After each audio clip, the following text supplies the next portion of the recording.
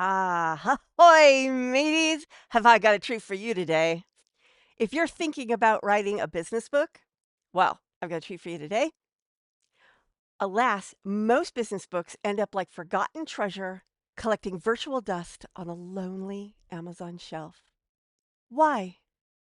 Because their authors made some unfortunate mistakes that left their book sinking to the bottom of the ocean. But today we have Jack Sparrow to the rescue because he's got some tricks up his sleeve that will help you not make those unfortunate mistakes so that your book will not be a forgotten treasure and will not end up alone at the bottom of the Amazon ocean. Ah, I've got some I had so much fun pulling this episode together for you. My name is Carma Spence, and I help executive coaches, business leaders, and consultants write, publish, and market client attracting books so that they can grow their business while having fun. And boy, did I have fun with today's episode. So let's get to these mistakes and how Jack Sparrow would solve them. So, mistake number one is making the book too boring and forgettable. Is your book dry, filled with lifeless writing like a corporate report?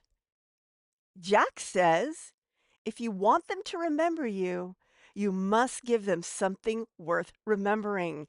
The great captains don't just sail the seas, they tell grand tales of their adventures.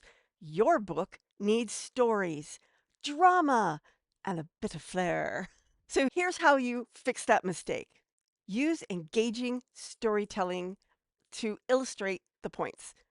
Kind of like I'm doing with Jack Sparrow, but your stories, your client stories, stories that illustrate your points. Inject personality and voice. If you wouldn't say it out loud, don't say it in your book. Let me repeat that. If you wouldn't say it out loud, don't say it in your book.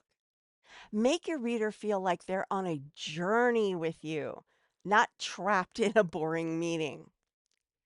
Here's Jack's tip. The difference between a legend and a bloke nobody remembers is the story they tell. So tell a good one, mate. Yes, I'm having fun. Mistake number two, overloading the book with jargon and no personality. Are you using complex industry terms to sound smart and erudite? Your reader will get lost and give up.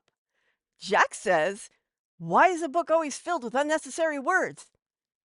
Stop that. Here's how to fix that problem. Write simply and conversationally, as if you're explaining it over a drink at the Black Pearl. You're at the Black Pearl and you're like, okay, this is how it is. Explain it that way.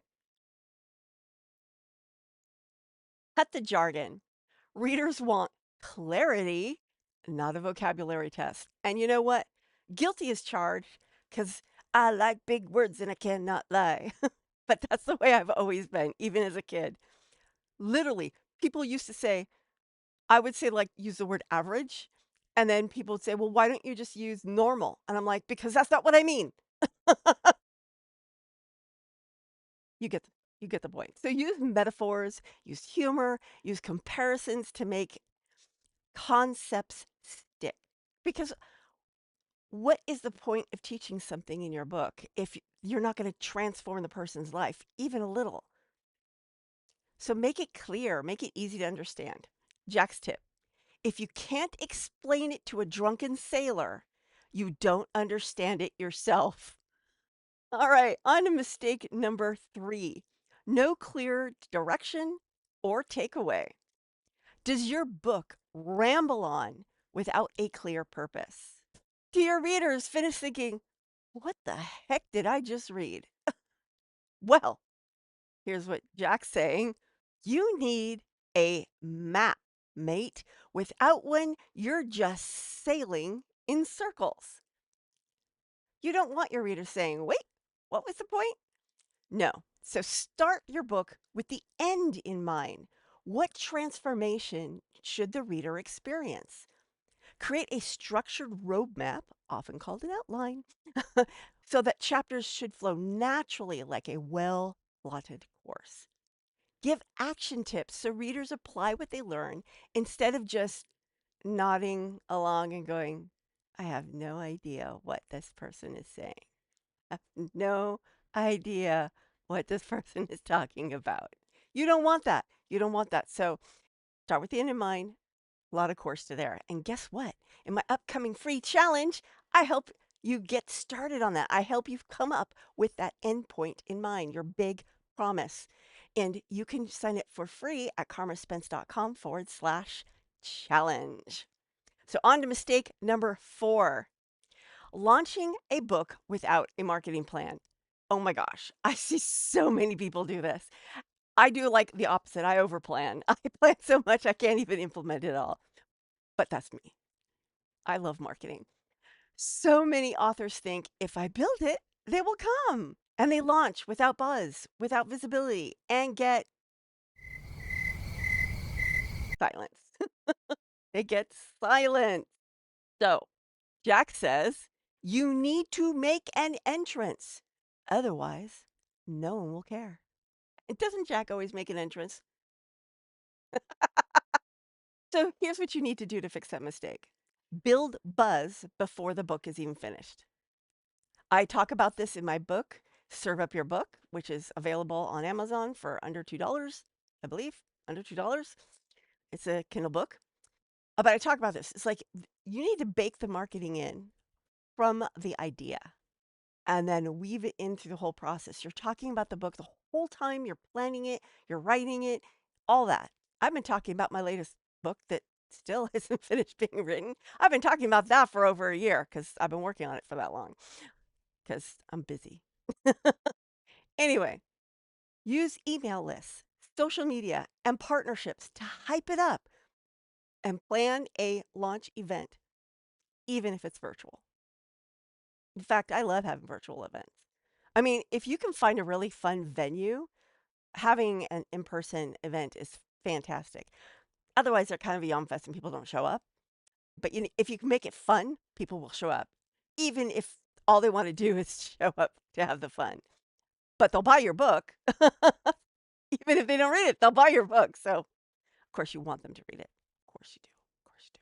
Anyway, Jack's tip is I never enter a port without making a scene, mate. If you want your book to be noticed, you must do the same. All right, on to mistake number 5, not positioning the book as a business growth tool. If you're treating your book like a standalone project instead of a business asset, you are making a big mistake. There may be some exceptions. There are certain types of books that aren't necessarily business assets, but what I talk about, client attracting books, they are business assets, and you need to think of it that way from the get go. If you don't do this, nothing happens after someone reads it. Jack says a treasure map is useless if it leads to an empty chest. So here's how you fix that problem. Make the book a part of your business strategy.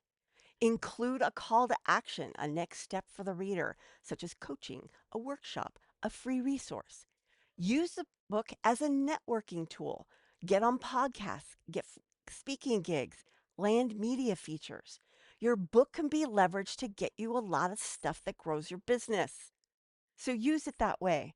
Jack's tip is a book is a ship, not a dinghy. Use it to sail into bigger, grander ventures. Ha, that was fun, wasn't it? Ah, so I hope you got some fun and some wisdom from our good friend Jack Sparrow the pirate.